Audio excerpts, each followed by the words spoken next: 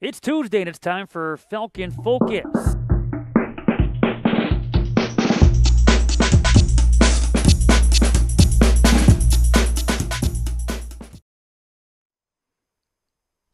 Welcome to this week's edition of Falcon Focus, episode 104, our 19th episode here in season number 4, and our 7th episode here in semester number 2. My name is Matt Menzel, being joined by Max Esposito. He is in segment number 1 as we talk men's lacrosse. Our focus in segment number 2 is women's lacrosse, and we'll be joined by their junior attacker in Olivia Nego. But first up, as mentioned, the sophomore attacker Max coming through with his 100th career point Saturday in the team's victory against the Beloit Buccaneers. We'll talk about that in a second. But as we sit here, the team with 5 victories, 3 defeats overall, and just wrapped up their longest homestand since 2016. And Max, when you look at the way the first 8 games have played out, how do you feel the team's playing at this point?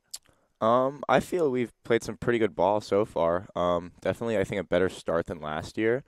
I think we have to clean up our first quarter a little bit, but I think overall our offense has had really good chemistry. Our defense is playing well. Evan has stepped into a really big role and has played great.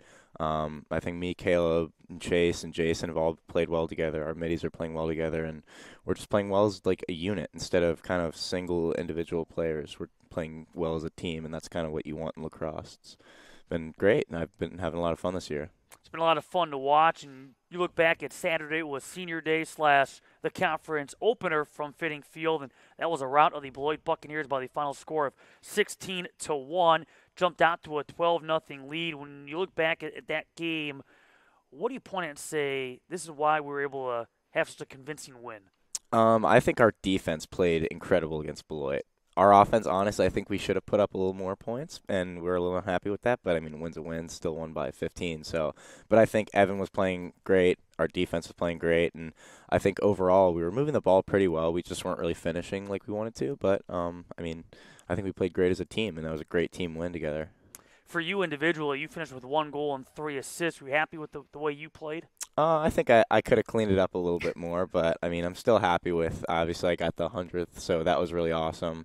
And I don't know, I'm just more happy we won. I don't really mind how I play as long as the team does well. Well, let me ask you about the 100th career point. So, with the 4 points on Saturday, you're now at 101 through 25 career games, 54 goals, and 47 assists. For you, is that a special accomplishment? It is special. Like, I'm not gonna sit here and lie to you and say like it's not, but yeah, it is because I mean I've worked my tail off my entire career to kind of get to just the next level and play, and to be able to like even say I've got to that milestone is it's really rewarding, and just it feels great. So I just want to keep building off that, and the next thing for me is 200. So we'll keep going. Very doable the way that you're playing in at this rate. Now, you look at this being your second collegiate season. Have you noticed, have teams played you differently? Have they approached you differently after the kind of year you had last year? Yes. I think we'll see it more in conference Sure. play because those are the teams that are the most familiar with us. But like definitely against Calvin, I noticed they were more keyed in on me because that was like the first game I ever played, so they didn't really know. Northland was I had never played them. They locked me off, but which they got out of that quick because it didn't really work out for them. But yeah, I've noticed a lot of teams game planning, not only for me, but for I think Gio. Gio has been a big person that has been like noticeable because I mean obviously he's how fast Sure. Gio is, yeah, and just our offense as a whole, and it's kind of good because if they game plan for one of us, we have so many like threats on our offense that it opens everything up for everyone else, like for Caleb, Preston, Pat, Chase, Jason, whoever it is. I mean, it's just been great. We'll talk about some of those guys as we go along. Now, last year you broke the program's freshman single season record. That 4 points in the season with 54. You look back at your freshman year, what was key to your success? I think just the mentoring was the biggest for me. So having guys like KO, like Coach Fahey, well, I guess Coach KO now, but just having, because throughout my high school career, I didn't have the greatest mentoring. I had 3 different coaches in 4 years, so it was really great to have just a lot of great mentors, like Coach Donnellan too, Coach Voskel, a lot of the older guys on the team, like Kyle, even like our juniors now, like Matt, Grom, just everyone has been such a good mentor to me, and that's really helped bring me to the next level. So for you, what was the biggest adjustment or difference from going from the prep game to the collegiate game? Oh, definitely the speed of the game. The speed, yeah.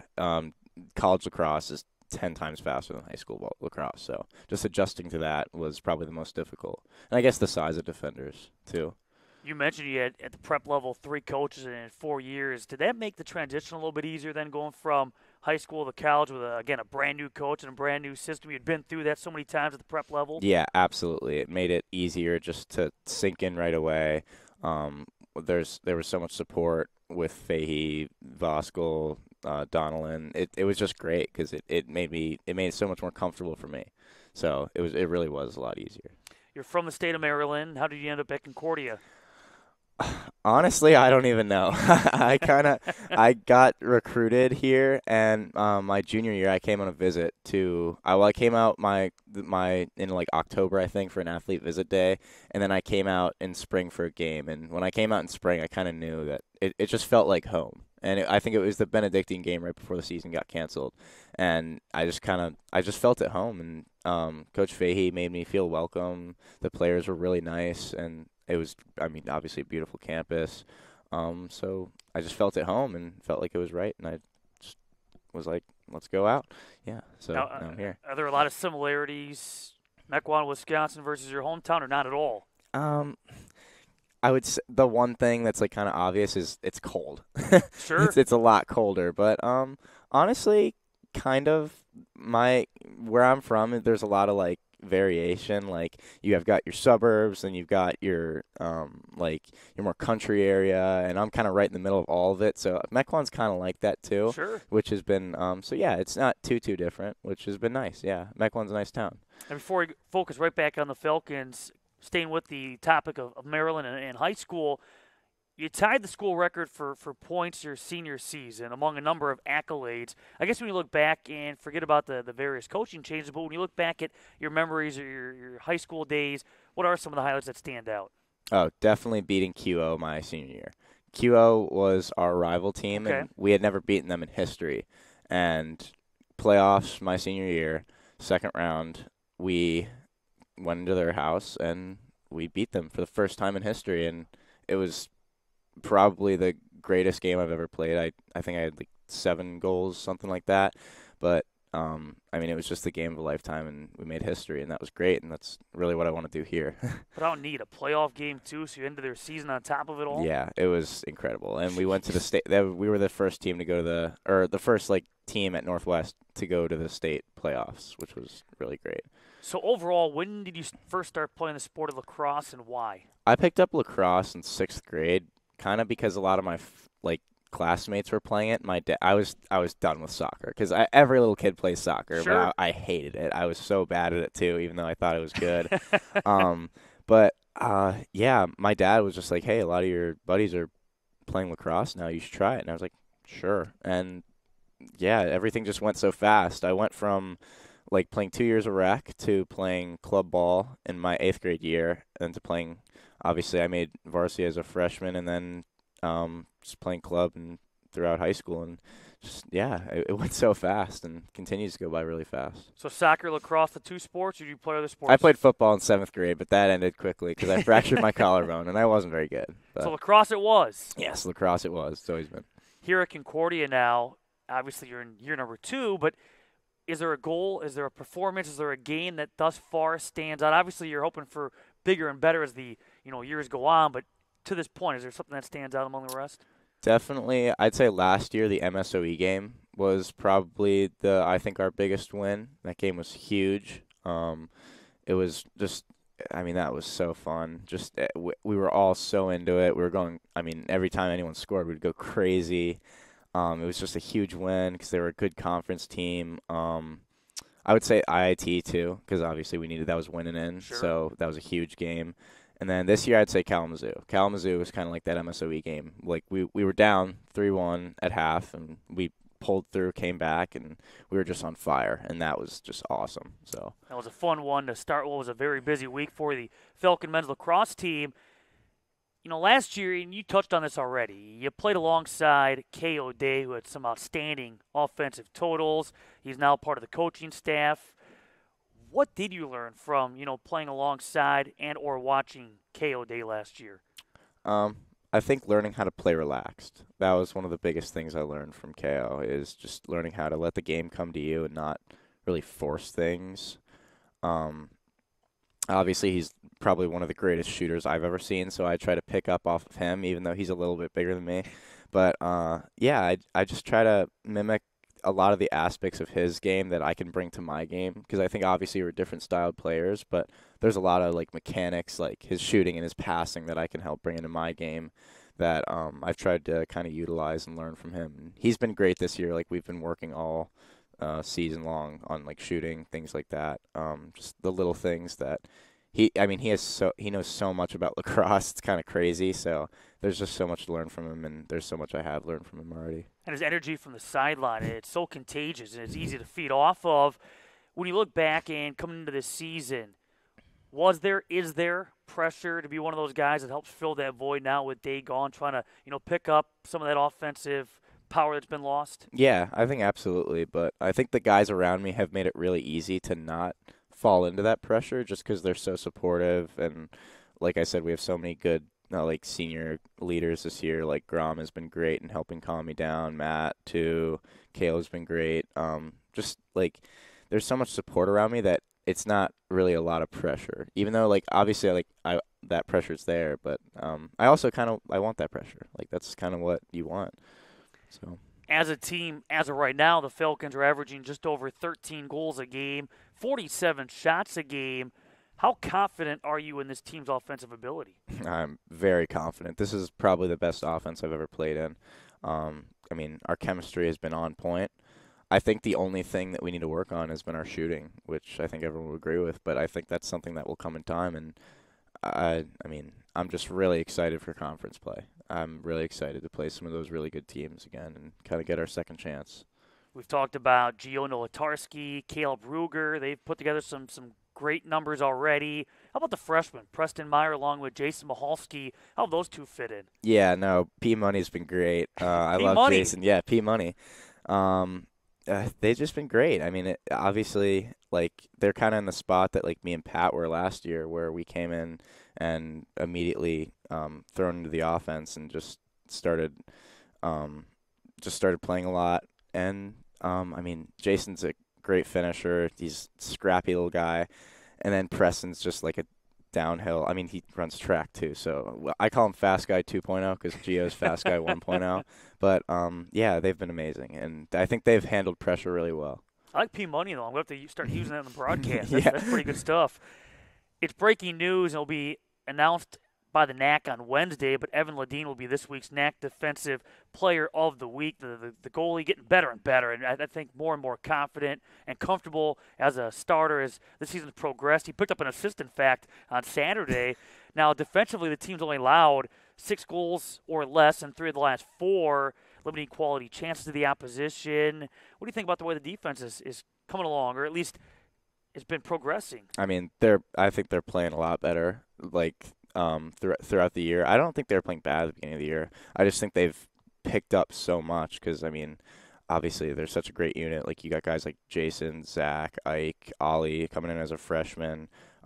We have 4 good, really, really good LSMs that can rotate through. We got really good D-mids, obviously Evan in there. But I think they're playing the same way we are as like a unit. They're playing really good as a unit together, which is the most important thing, which it's been like great to watch. It's kind of good seeing it on the other end because like they'll just bring it down and then you get your chances. So it's been great. Yeah. No, I agree with you with defense. I didn't like the way I phrased that coming along because they've been there. It's just a matter now that you're starting to see the results start to trickle on in. When you look at the schedule, it's been challenging already thanks to Mother Nature, and it seems like it's been start, stop, start again, stop. But you look and there's been, 11 days off, 8 days off in between games. Now all of a sudden this past week you played, Monday, Wednesday, Saturday. Has that been challenging trying to get used to, hey, we're going to play 3 games in a week, or, hey, now we have 8 days removed from game action? Yeah, I think the more difficult part has been the long waits because like obviously you got a team of 40 guys that want to go out and like play ball and like just fight and just play lacrosse and be lacrosse players. So I think that spring break was really challenging because obviously we were kind of pent up here and we didn't get to go to Minnesota because of weather. We didn't get to play any games for like 10 days. So I'd say like the back-to-back games obviously are a little bit challenging, but they're easier because you get to play and you get to go out and you get to do your thing. So that's been really challenging, but we fought through adversity and it's been great. Yeah. So sorry, Zeke just walked up the window.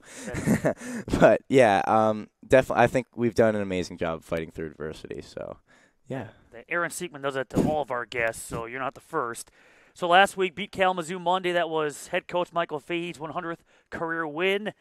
Last Wednesday, a tough loss, but again, made it respectable. A strong second half showing against a very good Carthage team. Beat Beloit in the conference opener on Saturday, and now this week the team is at Edgewood coming up on Wednesday. That's a 5 o'clock start, and then right back at Fitting Field on Saturday at 12 noon against Benedictine. Also note that Aurora's coming here. That very well could be a conference championship showdown. That's April the 22nd, and also the big matchup at MSOE on the 25th of April. I guess when you look at the road ahead, and for the most part it is conference focused outside of a makeup date against Hanover. I guess your thoughts on the road ahead?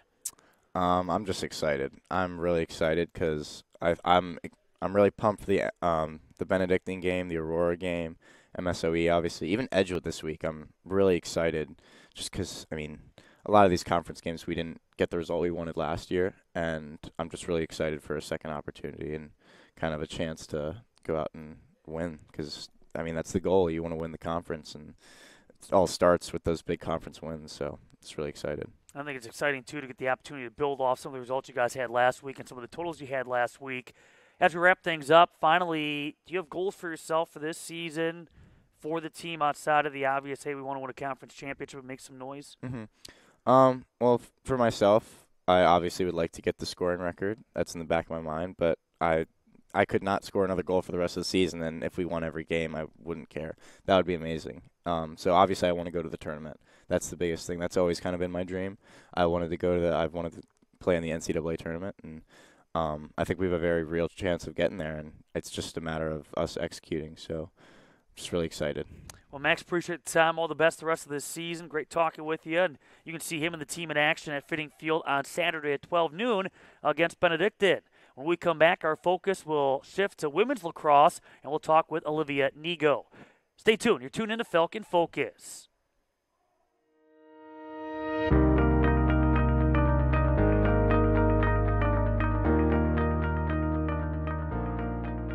Since 1978, Lutheran Church Extension Fund has had the humble privilege of supporting the Lutheran Church Missouri Synod in fulfilling its mission of sharing the gospel. Thanks to our faithful investors, we provided thousands of church workers, congregations, schools, and organizations with the resources they need to reach more people with the saving name of Christ. It's what we do. Because our greatest joy comes from seeing LCMS Ministries and her workers thrive, we will continue to make precious resources available, both today and far into the future. It's our promise to you. We are Lutheran Church Extension Fund. We are Lutheran Church Extension Fund. We are Lutheran Church Extension Fund. We want to be part of your great and exciting work.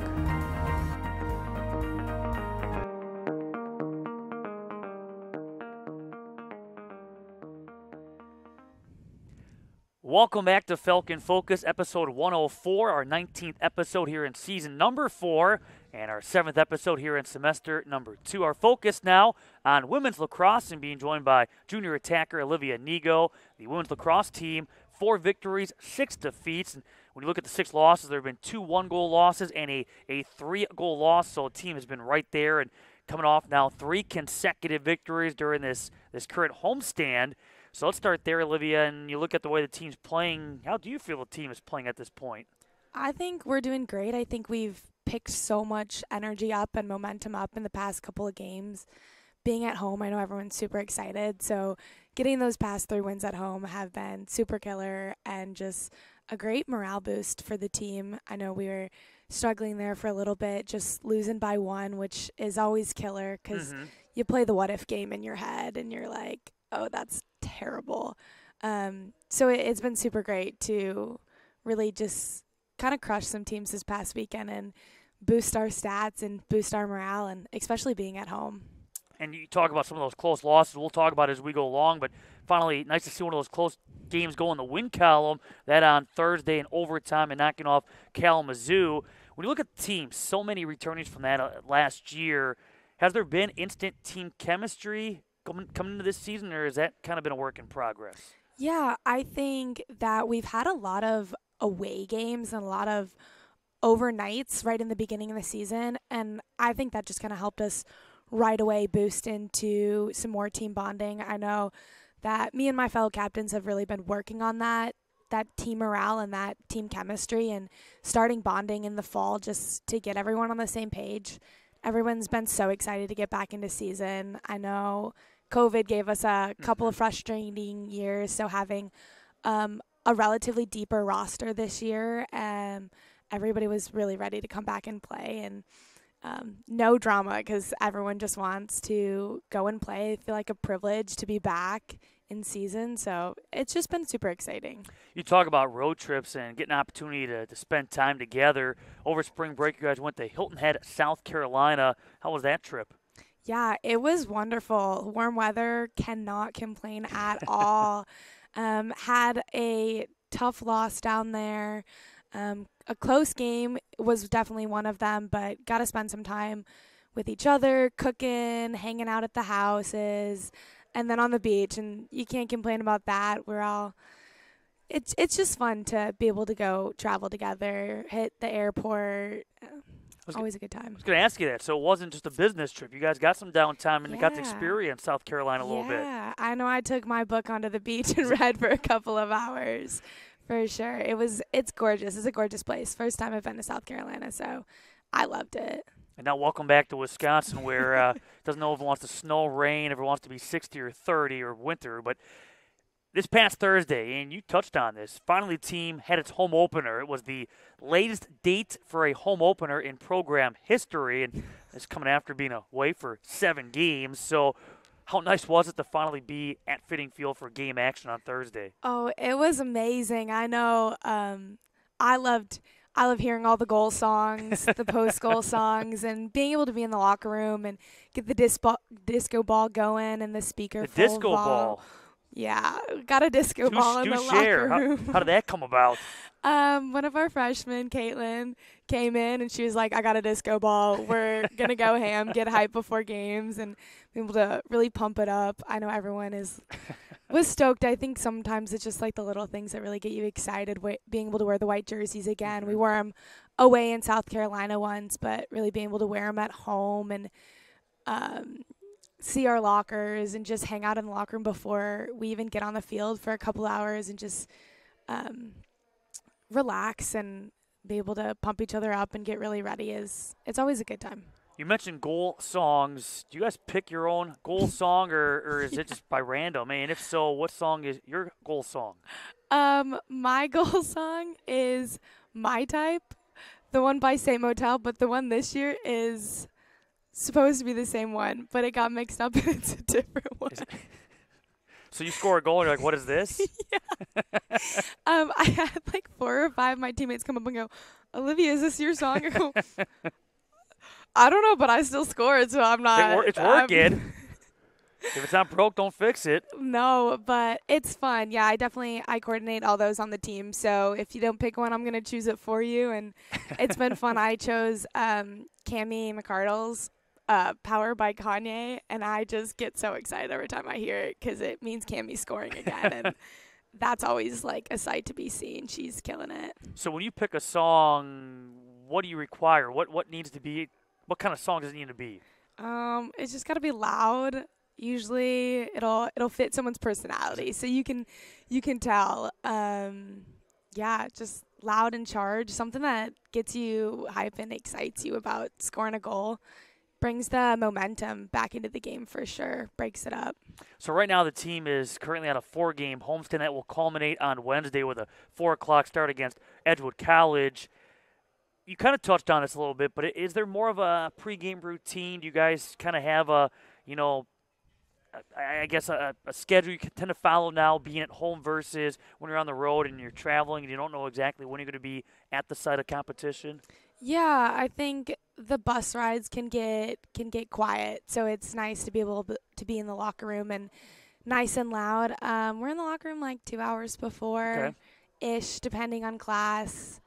And the music, you just walk in and it's shaking the hallway, hopefully. Everyone kind of just gets ready on their own a little bit. Lots of doing hair, lots of hair braiding. I got a couple of girls that I always are like, okay, I'm here, ready to braid your hair. And just I've been doing Savannah's hair since freshman year. I do my own hair, braid a couple other girls, get ready, take some pre-workout, get on the field. I know baseball players certainly are. Softball players can be. Are lacrosse athletes superstitious at all? Like if you guys win a game and you did something this way, it has to stay this way until you lose? I bet some of my teammates are. But you're not. I take pre-workout before every game. That's my superstition. But that's about it. And there's definitely some girls who, if they don't have game day hair, it's not a game day, and they're not coming to actually play if their hair's not braided. I've had those games. It helps. It gets you excited. It's like you get in the zone with it. But no one like super superstitious about anything. Okay. Definitely not this year. Nothing crazy. Well, taking a look at this past week, let's go back to the aforementioned home opener on Thursday against Kalamazoo, and the Falcons at one point were down 5 in that matchup, down 2 with less than a minute to go, able to force overtime, won it in overtime. Cameron McCardle came through with the overtime goal. It was a 16-15 Falcon win. When you look back at Thursday, what do you look at and say, hey, this is the reason we were able to come back, this is why we were able to win that game? My coach always says it takes one player to really pick it up and say, we're not losing this game, and get into it. And I know I definitely came into that game and I was like, we're not losing. I don't care what's happening. Like, we're not losing. And so we definitely had a couple of pretty powerful goals right in the middle there to close that 5 gap. I want to say it was in third quarter, fourth quarter. We really started to turn around and pick it up, got louder on defense. And so it's forever and will always be a team effort to really turn that game around. Even if one person wants it and they're killing for it, it's always going to be a team effort. And so everyone just kind of was like, we're not losing another game in overtime, and we're not losing another game by 1 goal or 2 goals or 3 goals. And especially not at home. Not our first home game, no way. So it definitely was a team effort to just pick it up, say we're not losing this, bring it in, shake off all the mistakes from the past, and just 100% into the last 10 minutes of the game where it's almost over. But I don't know about you, but I want to go into the calf after this and eat with a win, with a win on my back, not another loss. Well, mention that was, earlier, that was the latest date for a home opener in program history. This is also the first time ever in program history the team has played 2 overtime games in the same year, and now with a 4-4 record all time in overtime contests. You had 1 goal, you had 6 ground balls in that victory. Then a busy weekend. Saturday was the conference opener against the Beloit Buccaneers. That was an 18-2 rout, able to get the running clock enforced in that second half, up 3-0. Beloit made it 3-2. You guys scored the final 15 goals of that game. Program record 57 shots in the victory. What was key on Saturday? I don't know. I think everyone just was like, we're gonna win this, but we're gonna come off the heat of Thursday and give 100% and really kick them. We beat Beloit last year, so it's a totally beatable team. None of them had any insane stats that we were be wary of, number whatever on our scouting report before. So I think everyone was oh, we're not just going to beat this team. Like, we're going to crush them. Like, we're coming for some blood. I know there was a couple of girls who were like, I want at least 3 goals. I want a hat trick. And coming with some fire, and we're like, you want 3, you get 3. Sure. Get 4, actually. And so that was killer. We had a lot of energy coming off of Thursday's win, which was definitely a harder push, a fight to the end, to come into Saturday and be like, oh, we have this game, but, like, let's kill this game because we know we've got it. And you had a hat trick on Saturday. You then had 4 goals on Sunday. Sunday was a makeup from March the 10th. You guys were able to knock off the Fighting Scots of Monmouth. That was 19-4. The running clock enforced earlier in that one. Up 1-0. Game was tied at 1. You scored the next 8 goals and never looked back. How were you guys able to power through? I know talking with some players after the game, I think it was Saturday, and already was the, oh, man, I'm tired. My body aches, from Thursday to Saturday, now from Thursday to Saturday to Sunday. How are you guys able to power through with so many games in a short amount of time? Yeah, definitely nursing some bruises, some sore spots for sure, but just drink a lot of water. I don't know about everybody else, but I was in bed probably like 9 or 10 o'clock the past couple of nights just trying to rest up. We play Wednesday, so it's game time, it's crunch time. When you get in a game like that, you're like, I don't have time to be tired because we're playing. I'm here. Give it 2 hours. Well, the nice thing is you've been home the entire time. Yes. And, again, we'll be on Wednesday against Edgewood. Individually, this season you've scored 17 goals with a total of 3 assists. Have you been happy with the way you've been playing so far this season? Yeah, I think that I did a lot of work in off-season with my coach, just working on shooting and placement. And I know that Saturday I had a lot of shots on goal, made 3 of them, and then Sunday was able to – I took less shots on goal but had a higher goal percentage of the ones that I made comparatively. So that was super epic, just being able to focus on placement of shots and just faking out and moving the goalie. Did a lot of work in the offseason on that. So attack-wise, I know that I've already kind of shattered my stats from last year comparatively, which is a super epic feeling because we have more games. And so in the games that we had last year compared to this year, I know it's been kicking it, so I'm really excited about that. Already +7 in goals from that last season. I know Brenna Bieniek handles most of the draws, but you've handled some of the draws so far, the draw control. What's the strategy there? And I know with Bieniek, she was able to really pick it up against Kalamazoo. That was one of the turning points in that game was the possession. But how about for you when you are asked to take the draw? What's the method of the madness? I tell Brenna every time she goes for the draw, I say, hey, I've never wanted to be humbled more. Take that draw because you're killing it. Because I was definitely the one taking him last year. I said, yep, I've never wanted to be humbled more. Take it. You're killing it. You beat me every time. She's really got the height, so that's awesome. I focus a lot on placement of where I'm going to put the draw, whether I send it forward, whether I send it back, depending on who's on the circle with me. I mean, Ellie is so fast off that draw, and Cammie's got a killer box out, not super fast on that draw. And Brenna's got the height, so if Brenna's on that circle, you just send up really high, and she'll one-hand grab that. So she's really been killing it. It's been a team effort. We're definitely a draw unit, and so that we all work together, and it's all love, knowing and playing on each other's strengths on the circle. And you talk about the speed. Eliana Fuchs helps to be a speed skater, but man, she can blow by the defense. Oh, for sure. You were a second-team all-conference selection last year. You played in 12 games, 10 goals, 4 assists after playing in 10 games back in 2021 with 11 goals and a couple of assists. From one year to the next to now this season, how do you feel like you've improved in your time here at Concordia? Yeah, I definitely feel like athletically my running has just been eons better, just speed on the field and endurance to be able to play the whole two hours with 100%. Defensively, I've definitely worked to just get a bit grittier and push some people around. You're going to get fouls, and I definitely get quite a few. But keeping it clean and avoiding the yellow cards that I know I had quite a few of freshman year. Even sophomore year, I had a couple. But defensively, keeping it clean and just keeping that body positioning.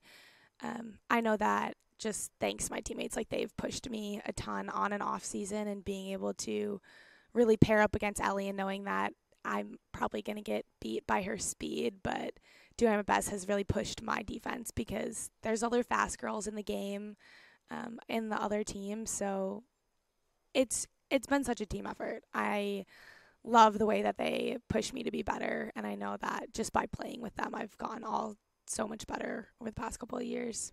Now to ask you, and I know in my generation this number has significance, but any significance to why you're number 23? Yeah. I'm born on the 25th, so my go-to number is 25, and the jersey didn't fit me. So it was a goalie jersey from a couple years before. So I was like, well, next best thing is 23. Might as well take it with some pride, and so. A lot of greats have worn number 23. Oh yeah. I definitely get a lot of compliments on it. Hey, you're number 23 always. You're from Illinois. You Yes. have a couple of brothers, couple of sisters, obviously Yes. your parents in the Nego household. Did any of them play sports or do play sports? Yeah, my parents were both collegiate athletes. My dad played basketball with his 4 brothers. They were their starting lineup for their collegiate team. Yeah, 4 out of the 5 starters. And then my mom played volleyball, and so I definitely played volleyball. Had volleyball and basketball as a kid as my sports, and switched freshman year of high school and was just like, I'm ready to do something different. Was the first Nego to play lacrosse, and I've had my sisters are playing now, and I got some cousins playing down in Florida. So it's been epic to see a transition. We're such a basketball volleyball family to move into the field of lacrosse with the girls. It's so exciting. Did you ever envision you'd be playing that at the collegiate level? No. Never. Freshman year, I was very uncoordinated. But it's something that you can really get into and pick up pretty quickly and get at a good level, and then it just takes that determination to really practice hard. And I know I had a lot of really great coaches, sophomore, junior, senior year. Unfortunately, we had COVID, but still really worked hard with just stick skills and running and keeping up with it going into college.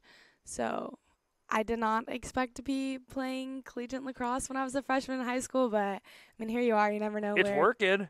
Never know where Second-team God's going to all-conference take last you. year. Yeah. Absolutely. Quick note, too, from a women's lacrosse standpoint, coming up, and it will be announced by the NAC on Wednesday, but this week the NAC Offensive Player of the Week will be Cammie McCardle, and then the NAC Defensive Player of the Week will be Anna Gong. I was happy to see Anna stay in the game on both Saturday and Sunday.